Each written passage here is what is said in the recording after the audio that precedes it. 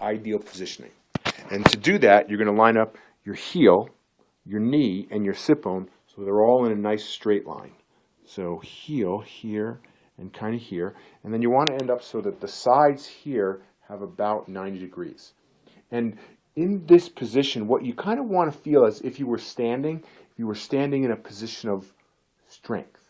Okay, so feet together, you're not very strong, but feet slightly kind of hip width apart, and then knees just a little bit wider. You're wanting to do this. Mm-hmm. So really nice and straight.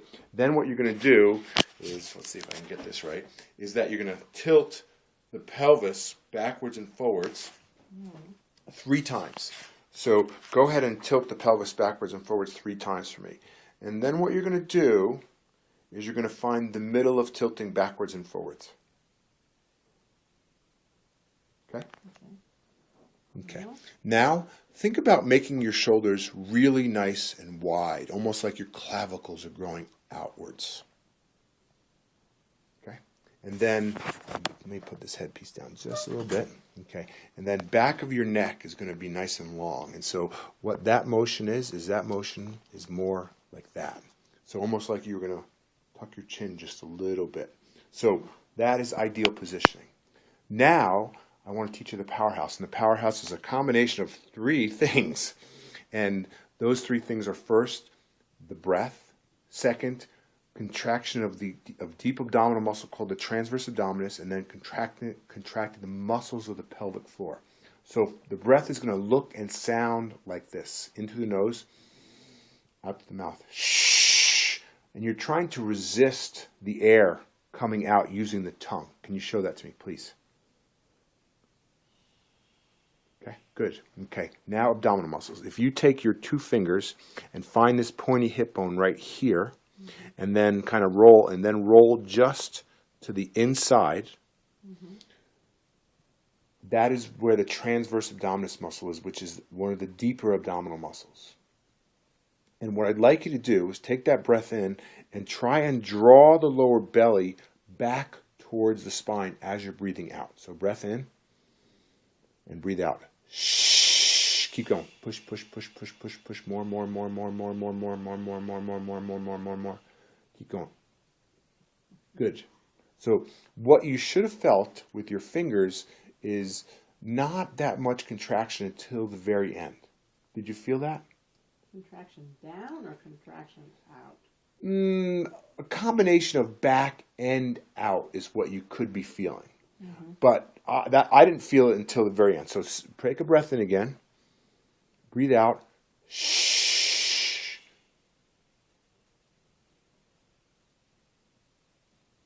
Keep going. Push a little harder. There. Feel that, feel that, feel that, feel that. Yes. Yeah. Make that happen at the beginning of the breath. Okay? I should get the face when you do that. Can you make that face again? I like that face. I didn't get the face. Breath in again. Shh. There you go. Got it. So you didn't make such a bad face. Awesome. Okay? So that muscle is the transverse abdominis. And, your brain should be saying, well, why are we working down here to work there? If there is not stability here, there can never be stability in the shoulder. So we have to start. Okay, now muscles of the pelvic floor. So what you're going to do is you're going to take a breath in through the nose, out through the mouth, through pursed lips and tongue. But, let me back up. So what I want you to do is contract the muscles of the pelvic floor. Heard of Kegel exercises? So that's essentially what you're going to do. The pelvic floor muscles sit in the pelvis like this. The urethra, the vagina, and anus all pass through it. When you contract the pelvic floor muscles, they move up towards your head. 2 cues to help people get connected to their pelvic floor muscles are: 1, stopping a pee in the middle of peeing, but we don't want people to do that on a regular basis because it promotes urinary tract infections. And the other one is holding in a fart. Can you contract your pelvic floor muscles? And you should feel more contraction of the transverse abdominis when you contract the pelvic floor. Okay, so let's combine all 3 of those things. So now it's breath in, breathe out, draw in, lift up. Shh. Okay, and then one more time. Breath in and breathe out. Shh. Good, awesome. So that is the beginning of our stabilization of the whole body. So now let's bring shoulder posture into this mix. So what I want you to do is I want you to bend your elbows so they're at 90 degrees. And I'm going to push up on the elbow like I wanted to push your shoulder up. And I want you to not let me do that. So you feel that, and you feel right here the lats turn on. Let's do the same thing on the other side. Push down. Good. So what I want you to do is I want you to imagine that I am trying to push your shoulders up. You're not going to let me.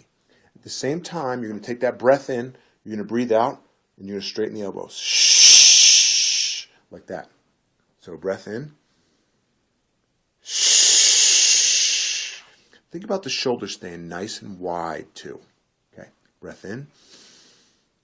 Shh. Think about the shoulders being wide. Okay. Breath in. So do you want me to contract my arms though? Am I tightening my arms or not? You are mildly tightening your arms. Okay. Breath in. Shh. Good. You really kept the shoulders nice and wide there, and that's exactly what we're looking for.